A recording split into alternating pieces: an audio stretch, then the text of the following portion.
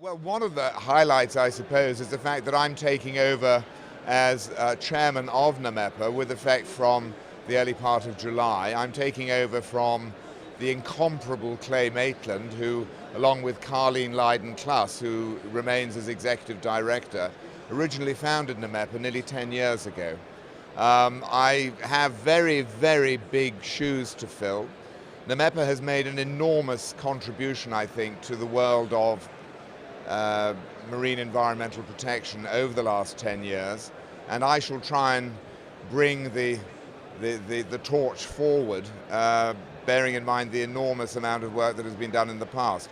I think we have challenges inevitably in the industry at large, but what NAMEPA seeks to do more than anything else is to harness the energies of the maritime industry towards raising general understanding of the importance of the marine environment. So it will be very much, I think, business as usual once I take over, but I hope that we'll be able to make even further progress over the years ahead.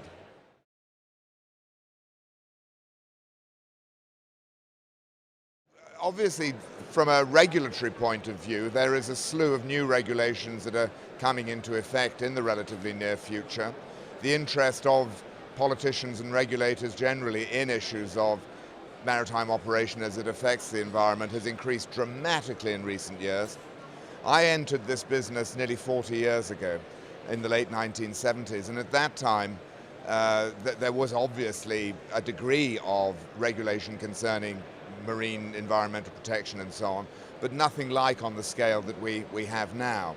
And that's not only in global terms, but also in relation to what the Europeans are doing, somewhat independently, sometimes people think, from what the IMO is doing, and of course the legislation and other regulation that goes on in the United States in parallel.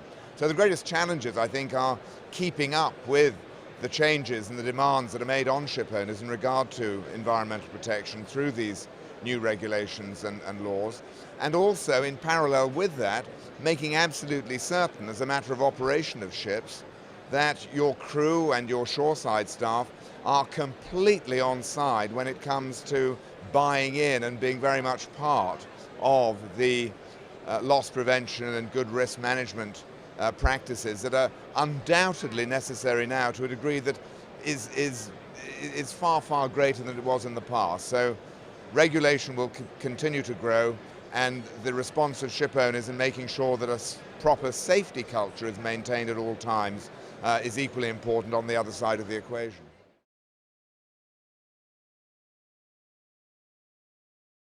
Shipping is utterly indispensable to the world. There was a book written a couple of years ago, I believe, called 90% of Everything, which referred to the invisible industry that puts the shirt on your back, the food on your table, and the gasoline in your car. Unfortunately, we're something of an invisible industry to, as the title of the book implied, to the rest of the world at large. But it is vitally important to keep the whole level of civilization that we're used to in our world these days actually running in the way that it's intended to run. I think that from the point of view of the environment and the marine environment, which is a point I made in my speech earlier today at the NAMEPA conference, shipping more than anything else shipping and those involved in shipping, the industry at large, should regard themselves as the principal stakeholders of the global maritime environment. And I say that for two reasons. Firstly, because we are, as human beings and the inhabitants of this planet, all very, very reliant upon a healthy environment, a healthy ocean environment, which underpins the ecosystem of the entire planet. And secondly, in conjunction with that, the need, because as people involved in the shipping industry, the oceans of the world are the pathways to our prosperity, if you will. We have a very special responsibility to maintain high standards of environmental care and to ensure that the seas globally are kept in a very fine and pristine condition.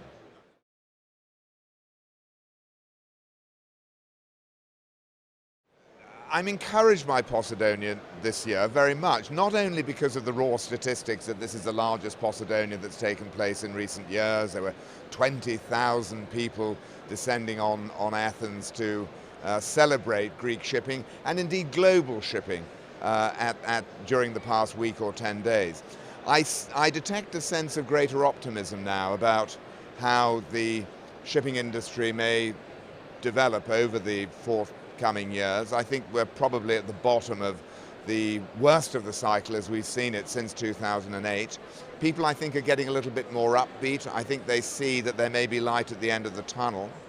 And in parallel with that, of course, everybody's very conscious of, to go back to the main theme, the need to ensure that everything that the shipping industry does in terms of its profile within the global economy and within the global public perception is maintained at the very high level it needs to have in order to secure a very prosperous future for it.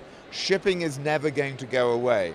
If 2/3 or more of the surface of the earth is covered by ocean, it is inevitable. It is just a simple truth that shipping will always be with us.